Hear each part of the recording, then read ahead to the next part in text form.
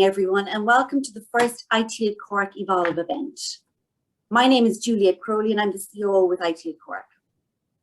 Now, I'm sure you're all familiar with IT at Cork, but for those of you who aren't, we represent over 200 technology companies in the southwest of Ireland. We provide access to training and upskilling, events where members can learn the latest in technology trends, as well as networking and learning and sharing opportunities. We also strive to promote our member companies and the southwest of Ireland as a location for technology companies. So today's Evolve event is the first in a new series of IT or Cork events, which will showcase innovative young tech companies in the southwest of Ireland to the membership of IT at Cork and beyond. So this morning we will see 3 young tech companies presenting their sales pitch to a panel of 3 representatives from more established and potential buyer companies. Pitches are from Translate, Control.io and Smart Routes, and our buyer panel has representatives from Carberry, Populo and Dupree, who will listen to the 3 pitches and give feedback on their presentations. Through these events, we aim to bring emerging technologies to the attention of larger companies and showcase the exciting young innovative companies in the region. On behalf of IT at Cork, I would like to thank our Evolve Organising Committee, our pitching companies and our buyers panel for their time this morning. I would like to also thank our MC Larry O'Donoghue from Cork Vic, and of course, thanks goes to the Cork City Local Enterprise Office for their sponsorship of this event. I will now hand over to Paul McGurk, who is head of the Cork City Local Enterprise Office, and Paul will just say a few words. Over to you, Paul.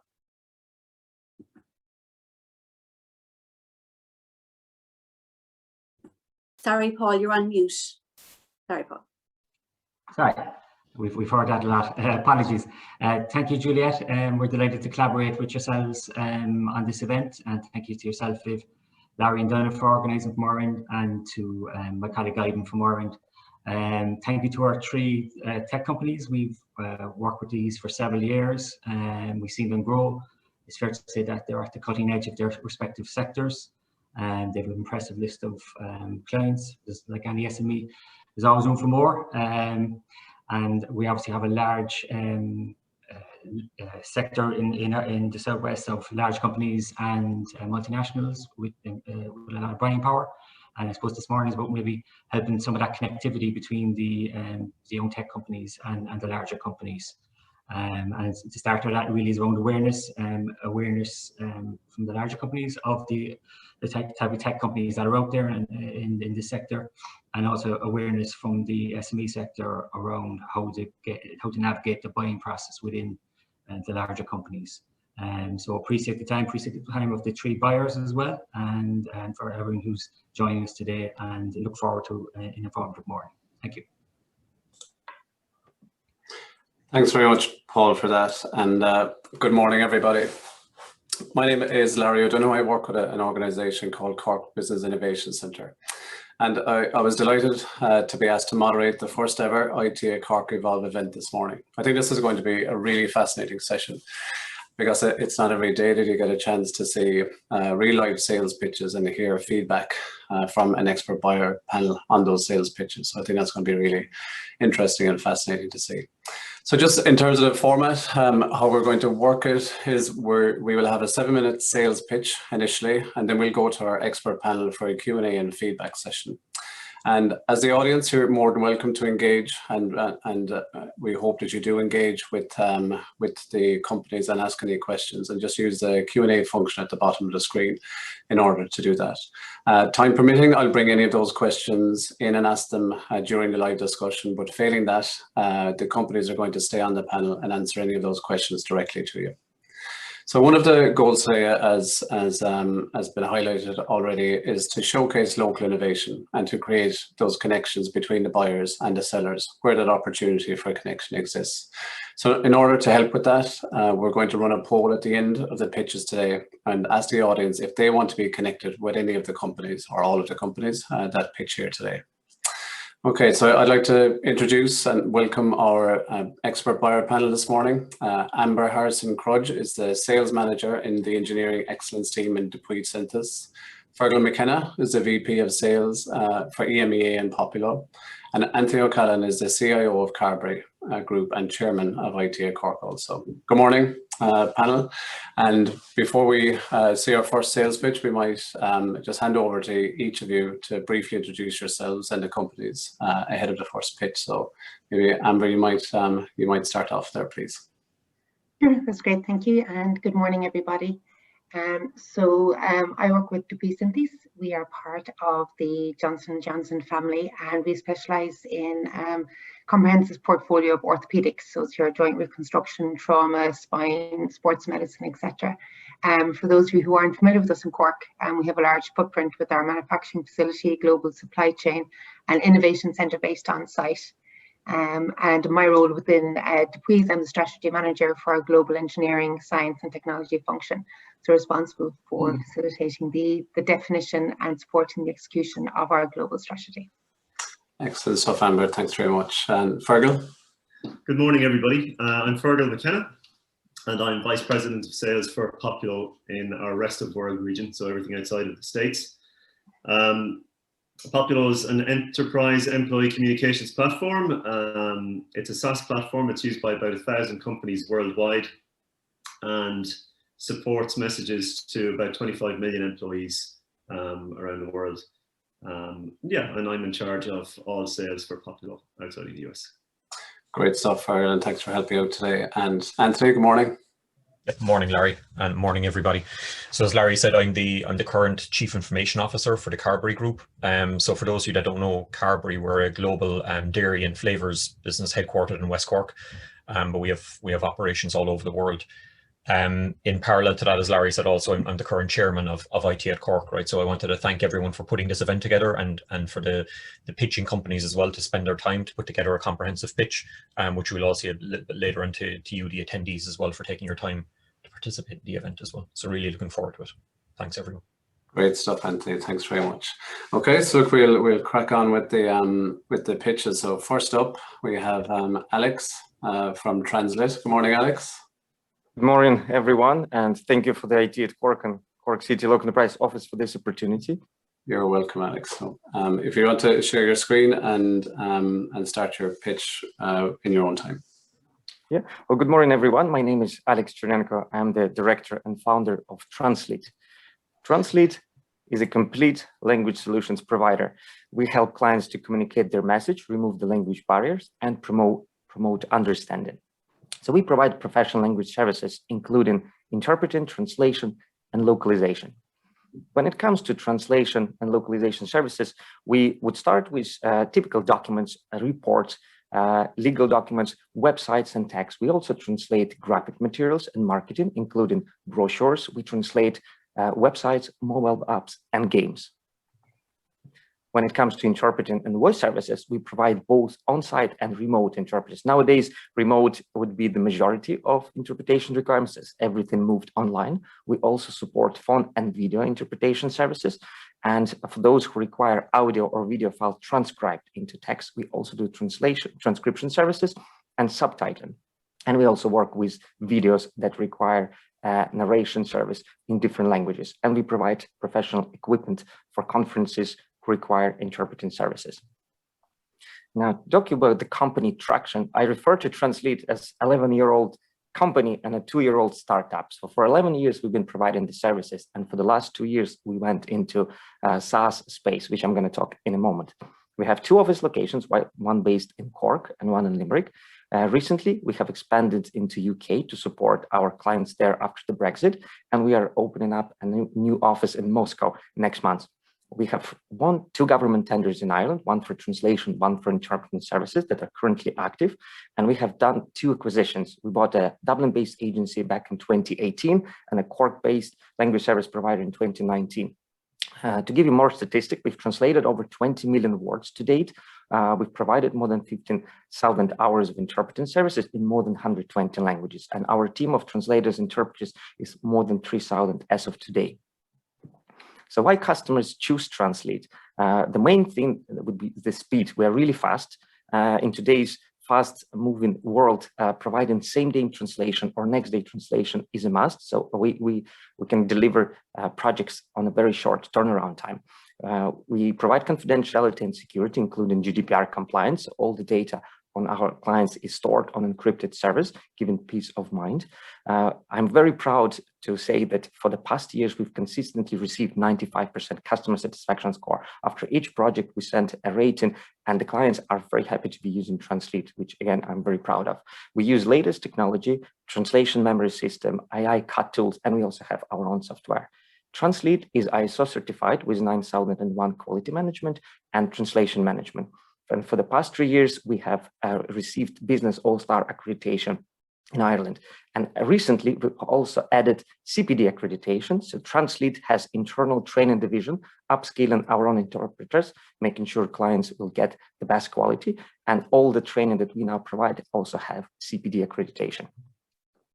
We work across many sectors. So on the right-hand side, you see we have pharmaceutical and medical device companies. We provide GMP interpreters during foreign inspections. We also translate quality and compliance documents. We work with food industry and Board B and some of their members, including Dairy Gold, for example. We translate their text and reports. You can see here Guinness Storehouse and Carrier Port. We translated their websites into 3 and 5 languages. MasterCard, we provide interpreters during their business meetings. You can see here HSC. Again, we work with a couple of hospitals in Ireland providing interpreters. And then for insurance sector and finance sector, we translate a lot of legal documents, medical reports, and financial reports as well. I mentioned technology earlier on. So Translate 2 years ago launched its own booking and scheduling system and interpreter marketplace. As of today, we have more than 2,500 interpreters on it. That basically what we did, we've opened up our interpreters to clients who would like to book interpreters directly. So we could either provide the project management service or you could access our interpreters on that platform. And to respond to the pandemic with everybody moving online, we've recently launched Translate RSI, which is essentially a remote simultaneous interpreting platform, allowing for interpreters and clients to be accessing interpreting services of live events remotely. And later this year, we have plans to open on-demand and video remote platform as well.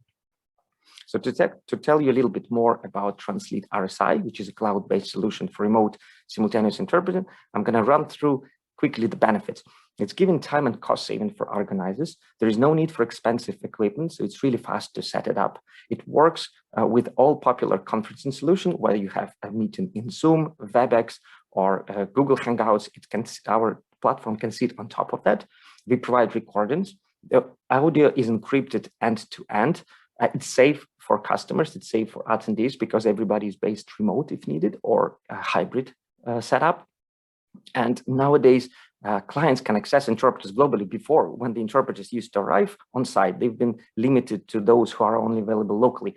But now clients can truly have 24/7 professional interpreters globally. And we provide training and support to both clients and interpreters on there.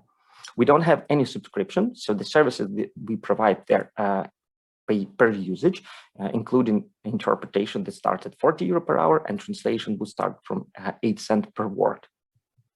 Now, our team is 20 people in-house. So between Cork, Limerick office, we have 20 people. And then, as I mentioned earlier on, we have more than 3,000 translators, interpreters. On our board of directors, we have 2 Corkmen, David Renane from Irish Mainport Holdings and Frankie Willihan from First Choice, who are backing up to Translate. So we have resources to support clients on big and small projects.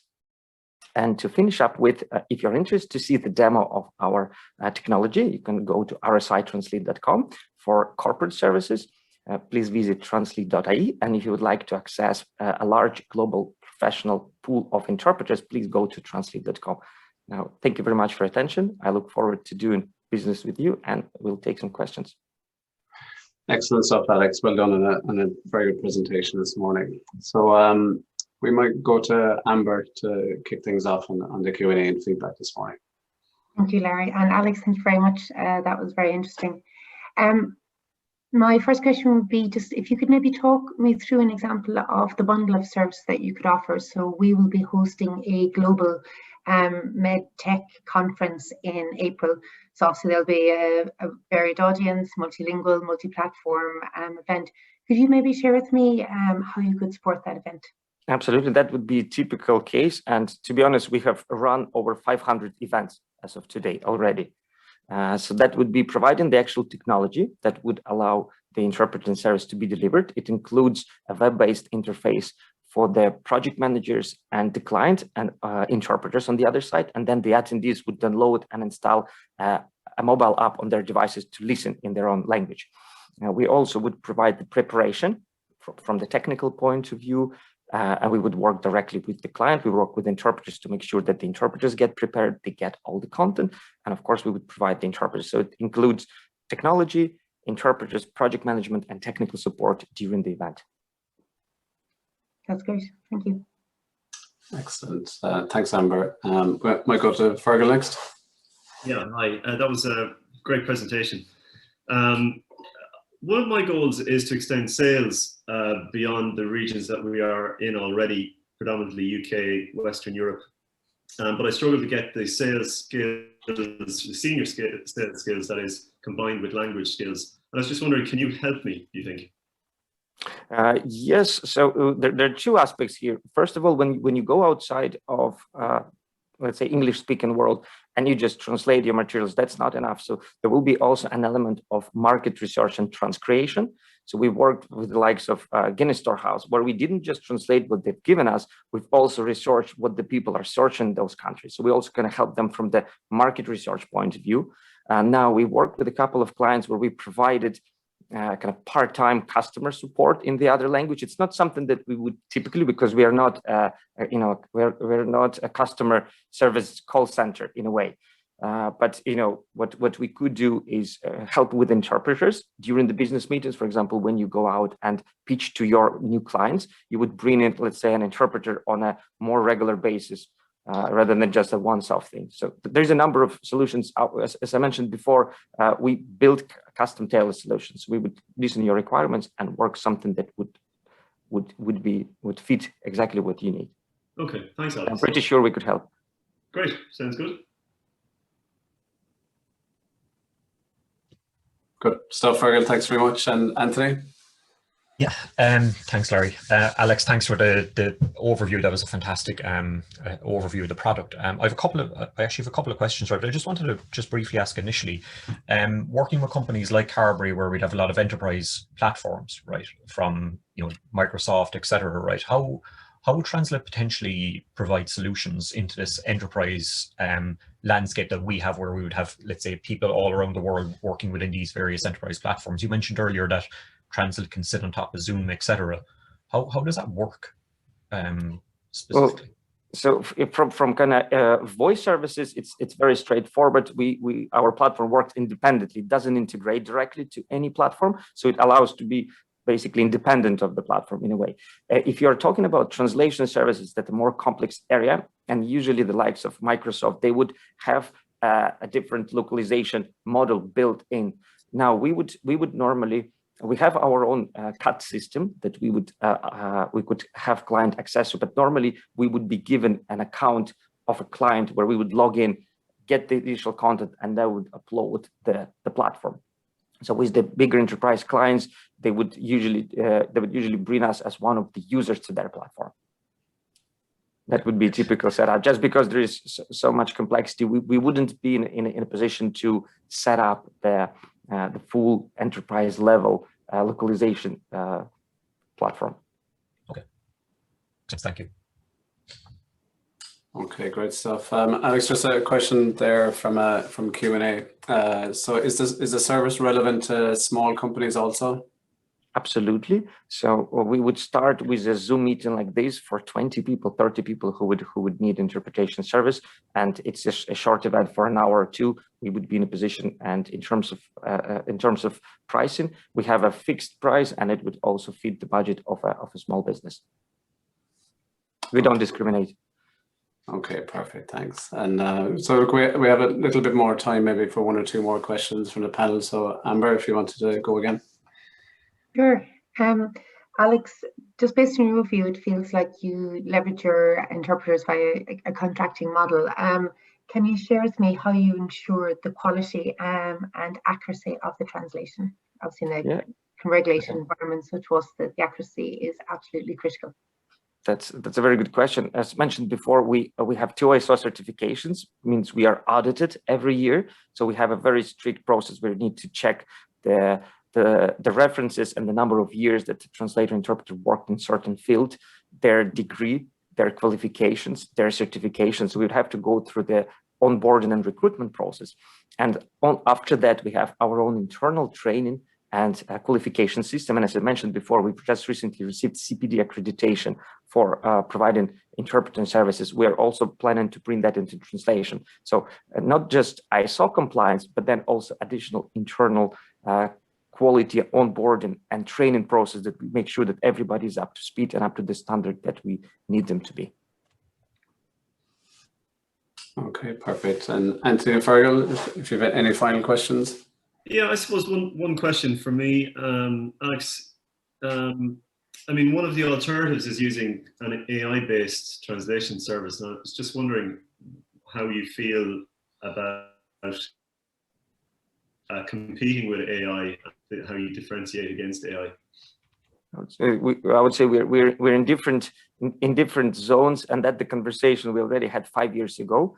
All the translators were at risk of or getting scared that AI will replace us. While it gets better, human factor, it's still a must. The legal system would not trust the pharmaceutical medical device system, would not try the core system again, will not trust the AI. So it's going to be a number of years before it will be adopted and all the full responsibility will be taken. So from that point of view, we don't believe it's a risk.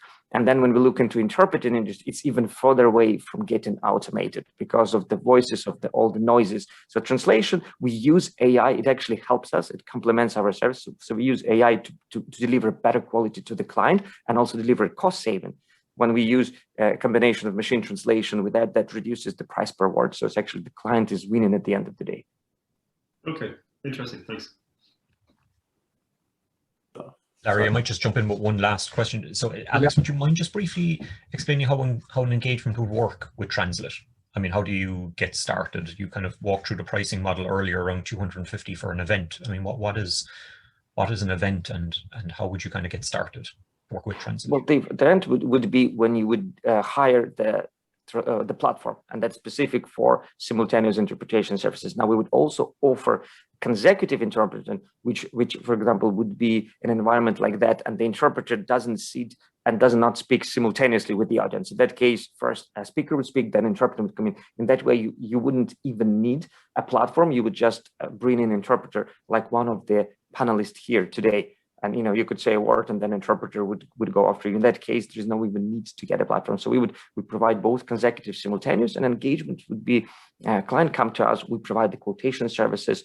If it's a more complex tailor-based solution, we would work and we would have a number of meetings to get up and running. Then we would sign in an SLA, service level agreement. And and from that moment we would begin putting the resources together, making sure everything gets ready, the preparation stage, etc. Excellent. Thanks very much, folks. So I think that's kind of wraps things up there for us, Alex. So thanks a million for coming on this morning, and judges, thanks for your engagement there as well. So next up, we have David from Smart Roots. So David, I can see you're on there. So if you want to share your screen and start your presentation in your own time.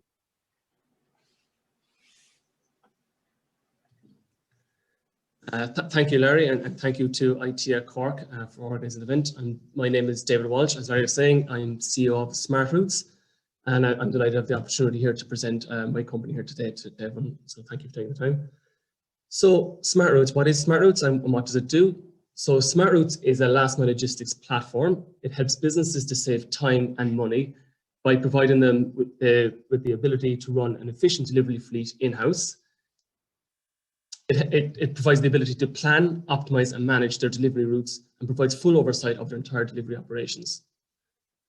So the company itself was founded by myself and my brother back in 2018. We've grown it since to have over 75 customers worldwide.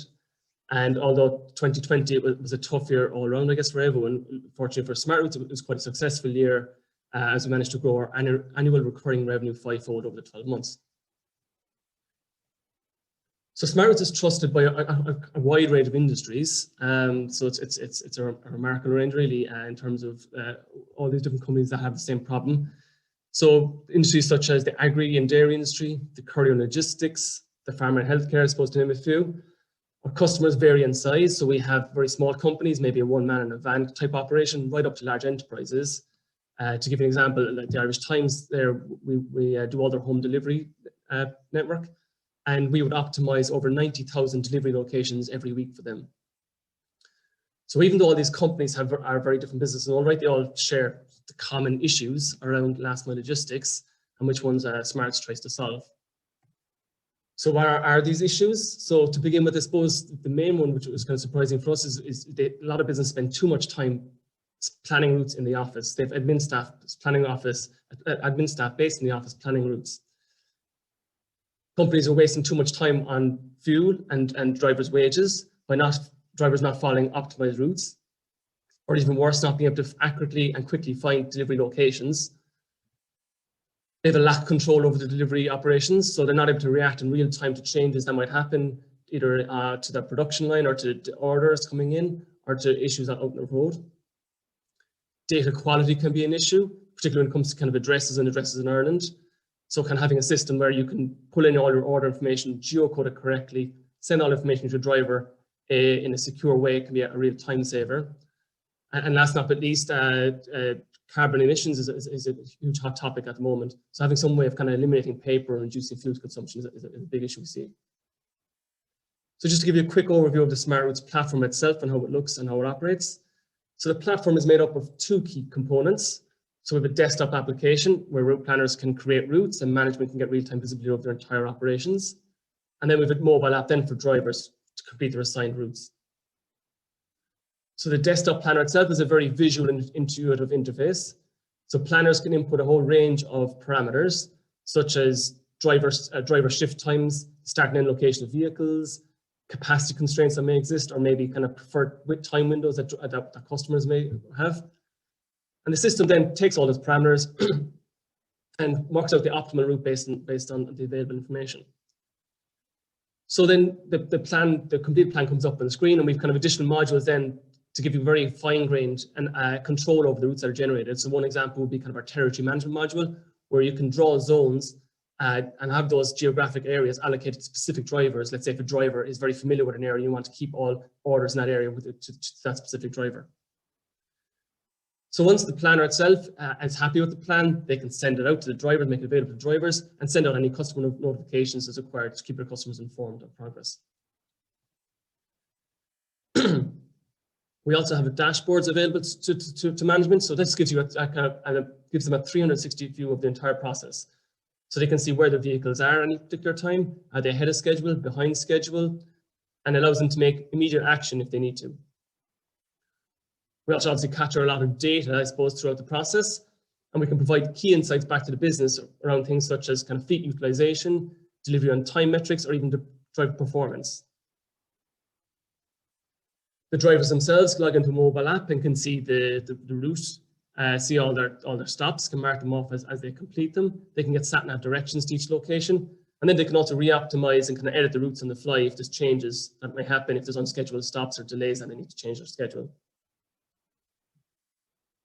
The mobile app facilitates the removal of kind of paper, providing a full proof of delivery solution. So drivers get down all the information they need, whether it be kind of the dispatch notes, the customer information, the order information. And then they can also capture information, I suppose, at the point of delivery. So some notes, some photos, signatures, etc., all of which are geo-stamped and time-stamped and securely stored within the application. And it kind of facilitates the flow of information right through the organization. So what does Smart Routes cost? So Smart Routes is based on a subscription model. So it's a cloud-based SaaS product, and we have an off-the-shelf offering for some customers. So we have a basic and standard module, which is cost between 30 and 50 euros per vehicle a month, depending on what features you want. For larger enterprise, then we can provide specific pricing around their specific requirements. So last, I just want to share a very quick case study here, just to give you an insight into who we talk to and what type of customers we deal with and how we approach them. So J. Grennan and Sons are one of the largest distributors of feed and fertilizers throughout the country. So they approached us. They had a problem where they wanted to maximize the efficiency of the fleet, the vehicles leaving their yard, and they wanted to make sure they were as full as possible and completing the orders completing their deliveries in the most efficient way. So we went on site, we met with them, sat down with them, we configured smart routes to meet their needs, with the result being kind of large savings on admin and planning time, emissions, less driving hours, and giving much more oversight of their operations, particularly around third-party hauliers, which was kind of a big thing when it comes to kind of contract negotiation with those hauliers. And just finally, we also, on the back of that, ended up working with their telesales team. So we provided our telesales team with a view so they could see upcoming orders that were coming into the system. They could see what the routes that were being generated on the back of those and what capacity was still available on those. And we gave them a geographic view of their entire customer base. So based on this, their telesales team was able to target customers in a way that maximized sales and was most efficient for the company to fulfill them. So being a win-win on both sides. So that's the end of my presentation. Thanks very much for taking the time to listen to it. We do offer a 7-day free trial on our website, smartroutes.io, and I welcome everyone to kind of sign up and check it out if you're interested. And I welcome any questions. Great stuff, David. Thanks very much. Excellent presentation, and great to see a company in logistics optimization out of Cork doing so well. So well done. Anthony, I think we might go to yourself first off this time. Yeah, super. Thanks, Larry, and thanks, David. That was fantastic. It's definitely an area of interest, I'm sure, for us, right? So, look, just one quick question for you, right? In terms of the integration with back-end order management systems, how does that work for Smart Routes? I mean, how seamless is that? So we've done a range of different integrations with different companies, and it all depends on what the other provider can do. So at a basic level, we have an open API where you can push orders through to Smart Routes. So our flows kind of vary between, our ideal one, I guess, really is where you push orders straight through to Smart Routes. You can use your API to generate the routes if need be and send that straight down to the driver. So no interaction at all with route planners as such. Another option then is just pushing orders straight through, and then the planners can use the Smart Routes web app, desktop application, as I mentioned, to create the routes and then send them down to the drivers. And then we have other modules then where with some customers then where they don't actually use the Smart Routes UI at all, they just use our routing algorithm. So they push orders to us, we'll optimize or sequence all those, stops them, and send them back to them in a format then that they can digest. So it's people take different slices of the application as they need, I suppose. So. Makes sense. Thank you. Okay, good stuff. So maybe Amber, we might just go to you next. Yes, David, thank you very much. So we're obviously a 24/7 operation in terms of our distribution. Could you share with me a little bit more about your technical support, and then as well as the training services that you would provide to the admins and drivers and so forth? Yes, Amber. Yeah, so we're based in Cork. We're 100% based in Cork, and we provide all our support and training out of our team here in Cork. We currently have we have customers that operate 24/7 essentially. So to give you an example, the newspaper industry in particular, they deliver through the night. So they have their papers ready at 2 in the morning. They get to go for print. Then they're out on the road at 2:30 and they deliver till 7 in the morning. So we support them fully all through that process. So they would, so they have drivers that come online and then work through the day. And then we have other people that start at 6, 7 in the morning, couriers and logistics companies that start then and work right through the day. So yeah, our system has to be up and running and supported 24/7 as we provide to customers. In terms of training, we have an onboarding team here. So everyone who comes on board, even every customer, even large or small, gets 30 minutes free, I suppose, from a point of view of onboarding. It's very important for us to make sure our customers understand the product and can use it correctly. Logistics can be quite tricky. There's a lot of when you get into it, there's a lot of little bits and pieces that are specific to different industries and different countries, even how addresses are formatted and how addresses are interpreted and stuff like that. So we provide full support here and onboarding sessions when customers sign up. Okay, great, Amber. Thanks. And Fergal? Hi, David. A great presentation. Thanks. Sorry for a sneeze there at the end. I suppose we don't have a physical product that we ship, right? So I'm kind of more interested in who your ideal customer is. So our ideal customer is our ideal customer is generally some companies that logistics isn't their main core business. Yeah. So they have a fleet of vehicles in-house. They've grown their company over a number of years, and they mightn't have the technology to support that business. It's not a primary concern of theirs. So it can be the typical customer then, I suppose, so it's someone who's grown, who logistics isn't their core business, but also someone who's involved in routes that might change quite regularly. So they maybe B2C deliveries or B2B deliveries where they need a large degree of control over those deliveries. And are these, so like, can you give me an idea of, is it an ideal customer has X number of trucks, for example, or? Yeah, so the number of trucks doesn't matter hugely. You see, so typically the end customer would be doing routes that's of possibly 10 plus stops on their route. So as long as you're doing maybe 10 or more stops on your route, then you can gain value out of the optimization, I suppose. So that's our typical customer would be anyone who's on the road as a fleet of vehicles. The number of vehicles doesn't matter massively, because the smaller guys can get a one-man person operation can definitely get value out of it. We've seen people who do that. That would be our typical use case, I guess, really. And do you find that there's a ceiling then? I mean, beyond which, people tend to have invested in their own existing solution, perhaps? Yeah, I suppose you'll have the courier industry, you'll have the large courier players, let's say, obviously will invest in their own technology.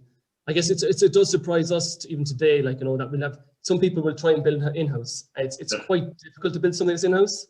It takes a lot of investment. There's a lot of, it's a very specialized area, so it is quite difficult. So we'll have some businesses that will generate their own route planning solution, let's say, in-house, some big companies. But what they'll do is they might do some sequencing algorithm where they'll do it based on addresses. So all the addresses of a certain number or a certain street will all go together. But geographically, that doesn't actually make sense sometimes, like, so arbitrary boundaries. So people do attempt it. We have people who've tried and come back to us, over the course, even in our 3-year history, like, we have people who've tried different things. So definitely the very large enterprises, it is worth the while investing, but it is quite a significant investment in terms of actually getting a solution in place. Okay, and last question. What's the return on investment? I mean, it was a great case study there. I think it was 800 more hours saved. But what is the ROI typically? So customers typically can save up to 30% on their delivery costs as well. What the kind of at the top end, I suppose, like, And do you have, like, typically what's the sort of the month by which they pay, that pays back your solution then for them? So I'll give you an example in terms of the trial we actually did with the Irish Times is here with a driver here in Irish Examiner in Cork. So we took one driver and we did an 8-week trial with them. So it was this driver went out every Saturday with the Smart Routes platform. So over the course of that 8 weeks, we managed to increase the number of orders, or they were able to increase the number of deliveries that one person could do by 5%. But we decreased the time it took to do those deliveries by 24%. Wow. So over the course of the 8 weeks, there was a massive change. Then obviously when you hit the end of the 8 weeks, you're saying what other optimizations can you squeeze out of that, depending on how often the routes change and stuff like that. But where the value comes in then is just in terms of having the process in place and having the oversight and the control over your operations. That's at an enterprise level, that's where most of the customers gain value, is being able to drop a driver in, very limited training, have another driver take over, be able to see operations, be able to see what's completed, notify customers, all that kind of stuff. The branding and the value add that comes at that end of it is where they see the value. And it's easy to scale, is it, in an enterprise organization? Yeah. So we did a lot of work in the last 12 months in terms of scaling from a volume perspective per customer. So as I was saying, the last day last year, at the moment we can optimize over 90,000 delivery locations for the Irish Times within an hour essentially. So we scale horizontally in terms of our optimization platform. So we can take infinite volume really in terms of depending how it's set up, like, Okay, great. Thanks very much. Thanks very good. Great stuff, David. We'll just wrap it up there, David, but there's a couple of questions inside the Q&A that you might jump onto once you go back in as a panelist there. So thanks very much for that. And our third and final sales pitch this morning is from Emmett from Control.io. So good morning, Emmett. Good morning. Thanks for that, Larry. I'm sharing my screen there so everyone can see it okay, yeah? Yeah, we're seeing that okay, so you can fantastic. kick off there when you're good and ready. Oh, thanks. Look, as I said, I'm Eamon. I lead the team here at Control.io. Just a little bit of background on my experience. So I've built and scaled sales teams at lots of different levels, multinationals to VC-backed pre-IPO companies, and most recently a smaller bootstrap scale-up here in Cork. As I jumped into the startup land, like a lot of startups, I was driven to create something that would have been useful to me and my colleagues as we've built and scaled sales teams. I know this is a slide that Fergal probably appreciates, right? I understand all too well that, as a sales leader, you live and die by your numbers, right? It's the prime directive for every sales organization. You have to meet and hopefully exceed your quota. And then, having seen how it works from different roles, there's no doubt at all that there's huge pressure that lands on sales managers. So they're the squeezed middle. They get this high up pressure that says they have to, get the team hitting the numbers, and the team is coming at them from the bottom up, looking for them to help, because usually, like, each rep actively wants to be developed. And that's the kind of dual-edged sword of sales leadership. You're trying to think beyond the short-term window of the quarter and the deal of the day, figuring out how you can develop your team. And look, the thing is, it's no secret, right? There's a proven approach. The biggest impact anyone can have on team performance is coaching. And it's not like sales managers don't know it, right? They know what they should be doing. Pretty much all experienced sales leaders and VPs and directors out there are going to say pretty much the same thing. So we went off and we researched where a lot of these coaching conversations are happening right now. So you have like formal structured coaching sessions, you have pipeline reviews, you have one-to-one meetings, you have ad hoc conversations, water cooler chats, all that kind of good stuff. But we noticed that, through all our research, that there is an issue with that. So what's happening in the real world is 74% of reps are saying they get no coaching whatsoever, and 78% of the sales leaders, the managers, directors, and VPs that are out there are congratulating themselves, patting themselves on the back, saying, "Yay, we're great, we're high-performing coaches." It's a massive mismatch, right? It's like 3/4 of people say they don't get coaching, and more than 3/4 of managers say they give coaching. It's like, where's that mismatch coming from? And there is a big issue there, right? And what we kind of figured out was like everyone has a CRM to manage deals and pipeline, but like, where do you manage your people and how do you do it? And we found that a lot of sales managers and sales teams out there, they're using generic docs tools like Docs and email or Slack or chat messaging tools to manage their people. And it's usually on the sales manager to cobble together a system with whatever they have. And that works, right, up to a point. Just like, for a lot of salespeople, before they had a CRM, they probably managed all their pipeline on the spreadsheet. It's not fun at all, and it's certainly not scalable. And that's kind of exactly where our product comes in. So my co-founder Julie is just like a whiz at customer research and the product side of things. And for all our research, she helped translate what we learned from our research and just put it into practice in our product. So instead of having event notes or meeting notes buried in a doc somewhere, we connect them to live to events in your Google Calendar. We make it easier to have purpose and structure around what you're doing, and it helps the sales manager to avoid getting sucked into talking about plays on deals. It's always going to happen. There's a time and a place for it, likely your pipeline reviews, but not every interaction with your team should be about plays and deals, right? And then, to make it easier and quicker for everyone to get started, we've added templates to all of the meeting types that we have in the tool and the event types that we have. And we've seen them work in real life, so they're pretty powerful. We've also included a place to put follow-up actions that will move things forward, whether it's on the rep or the manager. And then we make it easy to follow up and actually make sure that things get done. And that's kind of the crux of what we do, because what we say is like a conversation without any commitment just isn't coaching. And a lot of times people say that this is where the disconnect comes from. The 3/4 of managers that say they're coaching, they're not getting that commitment from the reps. It's just a conversation. And even if there is an action out there and it falls through the cracks, it gets lost in the weeds. And then, for each person on the team, we pull it all together. We start building up a picture of how often those sessions are happening, what issues are coming up over and over, where each rep's strength lies. And then you can kind of tailor your coaching to where it needs to be and where it's going to be most effective. It shows the effort that the manager is putting in, and it shows if any of the coaching they're doing is really sticking. So it really helps with being intentional about developing each person on the team. And it has a side benefit as well. It's a very handy reference for when you're doing your performance reviews later on in the year with people. So then we put it all together. It's about this kind of momentum building. If anyone knows HubSpot, I'm going to rob their term and call it a flywheel. But you have this kind of constant circle about consistency, action, and review. So it's all about building those daily practices for improvement in performance.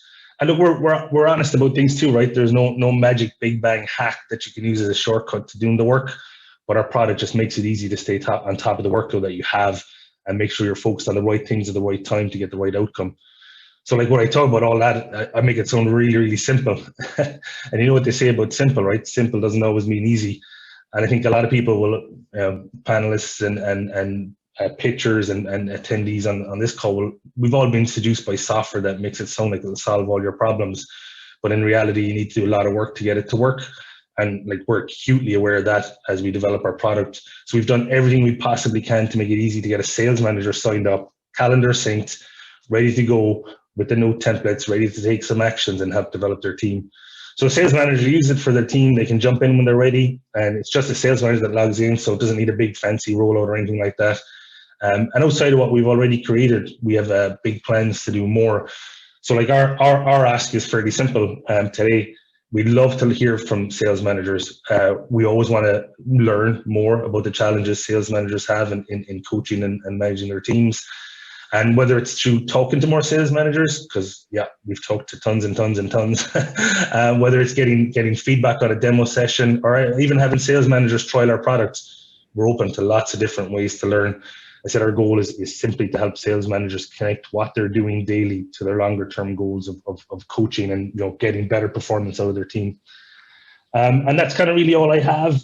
Hat tip to Alex and David for great pitches. Panelists have asked great questions. I hope there'll be some for me too. And just thanks to Ivan McCutcheon at Cork City Leo for the invite to be part of the event, and to the supporters and the team there at IT Cork. It's been a great session so far, and happy to answer any questions anybody has. Great stuff, Emmett. I'm sure there will be some good questions from the panel here, and this is an area I think that is common across a lot of sectors, and so I think it's a lot of people on the panel and on the attendee list today all these problems will resonate very much with them. So Fergal, I go to you first on this one, if that's okay. That's okay. I thought you might, Larry. Hi, Emmett. Thanks for the quick presentation there. So I have a few questions. The first of which is, I have a tech stack at the moment, right, to help me.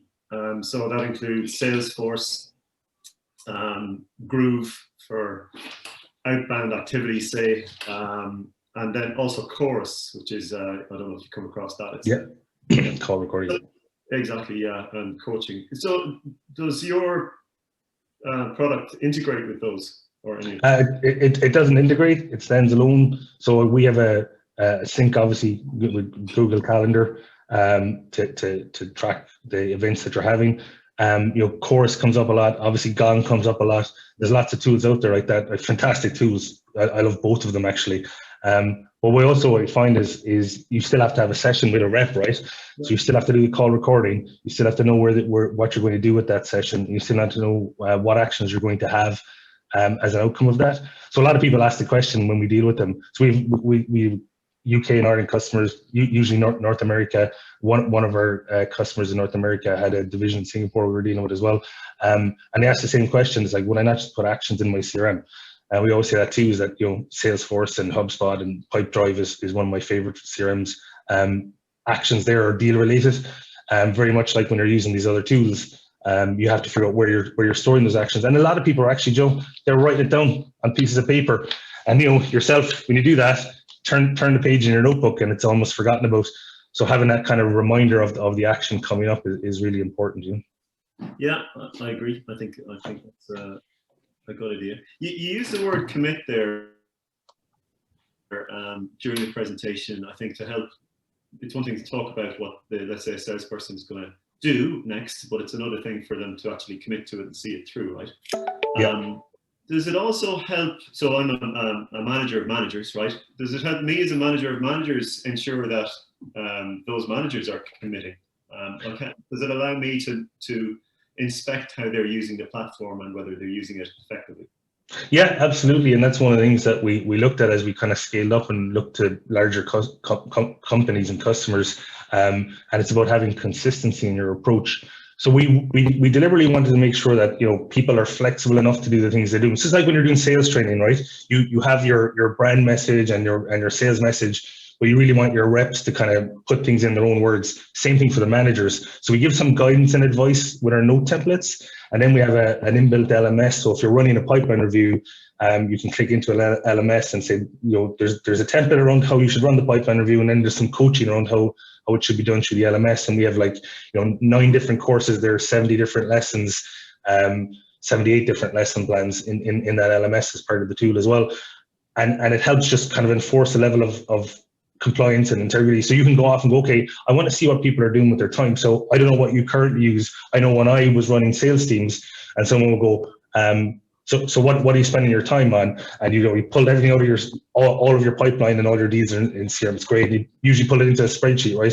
And then you have to go scratch your head and you go back and you look at your calendar and you start counting up all your meetings, and I did this and I did that meeting, and here are the actions I took.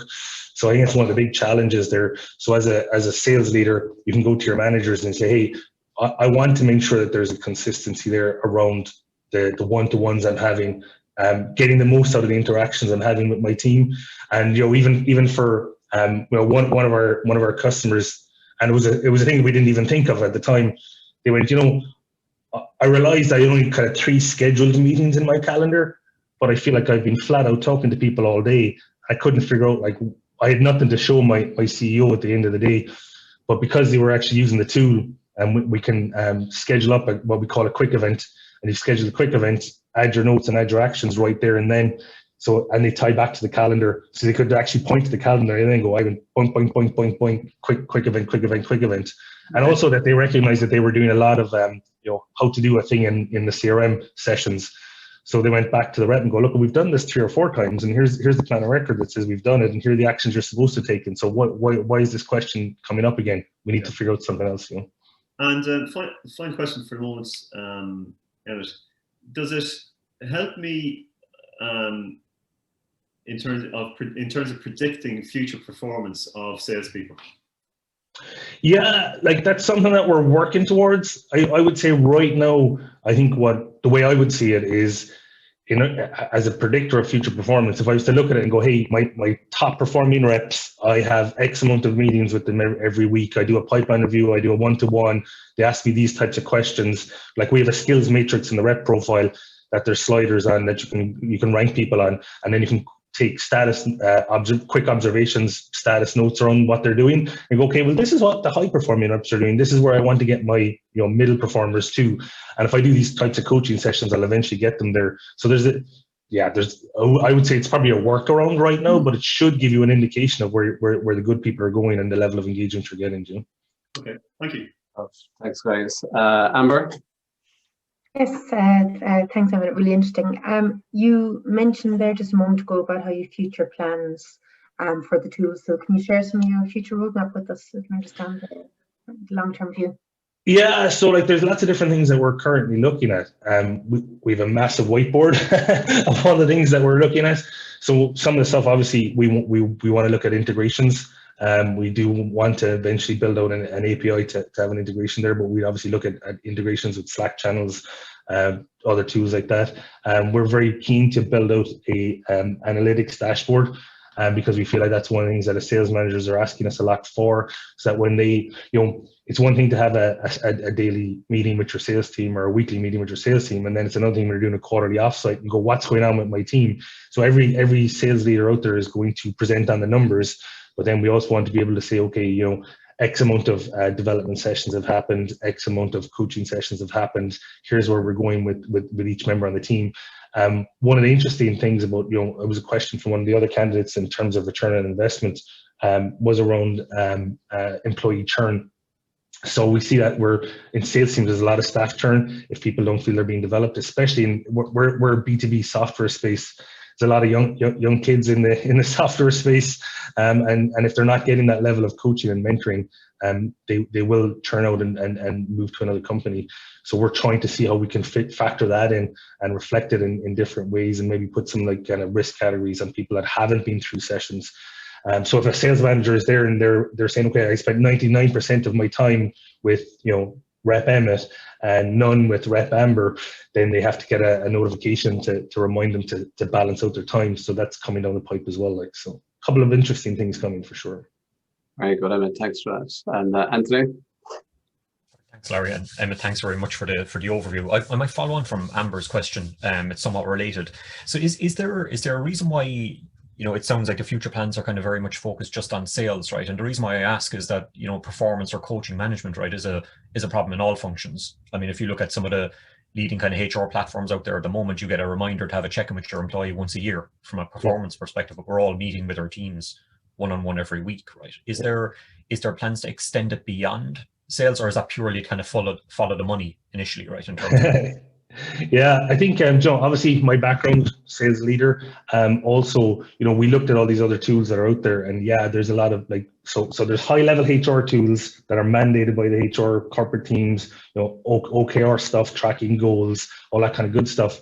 But we wanted to specifically focus on sales managers, because sales is a hugely tactical role, and I don't think there's any organization in any company that is tactically driven or is pressured as, like, everybody has targets, don't get me wrong, but like sales has this like thing that, you know, every 90 days it resets in the quarter, you're 0 to 0 from 90 days down, and you reset every day one of a new quarter, and there's a huge tactical element to what sales leaders have to do.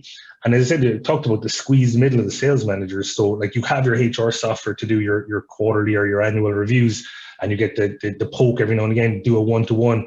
And usually that's around a one-to-one, around, you know, check in with people, how they're getting on and all that kind of stuff. We wanted to kind of have something that ties or interconnects the day-to-day of a sales manager with what they want to get to long-term. So we could actually see this as, you know, to follow on question from yourself and Amber about where it would go, we'd feed in some reporting into those HR tools that says, at the end of the day, I want to do a performance review with Rep A. Yes, of course, I'm looking at quota attainment and numbers and what they've done, but I also want to know, hey, you know what, Rep Emmett did a great job on helping the newbies get set up, or, you know, Rep Fergal did great on demo skills training, or worked with marketing on something, or the product marketing team to help build out a new feature or something like that. Those things that you're not tracking in the CRM, you're not tracking in the HR tool, you can kind of track those things here. So yeah, look, there's lots of different ways that it can feed into other things, and it's a great question, because like, to be fair, I showed this to my mum, who was in the mom test, right? And she's in accounts payable, and she's like, hey, I could use this for my accounting team. So absolutely. So yeah, look, it can be done. But the thing is, all our note templates and all our LMS are all geared toward, and the rep profiles are geared towards salespeople. Fantastic. No, but it's great to see. I think like you're building a foundation there that can be applied, you know, across multiple functions, right? Even as you mentioned, LMS, right? I mean, again, needed in most functions as well, right? So it's really good to see. No, it's fantastic. Thank you. Thank you. And thanks, Anthony, and thanks very much for that, Emmett. Okay, folks. At the outset of today's event, we said that we would run a poll at the end. So Vivian, we might flash that poll up there now, if that's okay. So what we want to do here is just allow the audience, if they are interested in any of the companies that they've seen here this morning, they think they have some of the challenges and some of the issues that these companies are solving, then just click on any one of the companies, and we can facilitate that connection with the company afterwards. So we'll just leave that one in the background there. So that's pretty much it, folks. It's a pretty short and snappy event this morning. The very first Evolve event for IT at Cork. So thanks very much to the companies for outstanding pitches. Well done on those. It's never easy to be the first time round in these things. And to our panel of judges, outstanding work this morning. Thanks for the prep that you did beforehand, and looking at the pitches ahead of time and engaging with the company. Really some fascinating questions this morning. I really enjoyed it. I could have stayed on here listening to what was going on, and the to and fro with the company. So that was really outstanding. Many thanks to the working group behind the session this morning. Again, well done to the teams that pitched, and a big thank you to our sponsor in Cork City Leo. Without sponsorship, these kind of events can't go ahead, so that's very much appreciated. So that's it. Well done, everybody. Thanks very much, and enjoy the rest of your day, everybody. Thanks. Thanks, everyone. Bye-bye. Thanks all.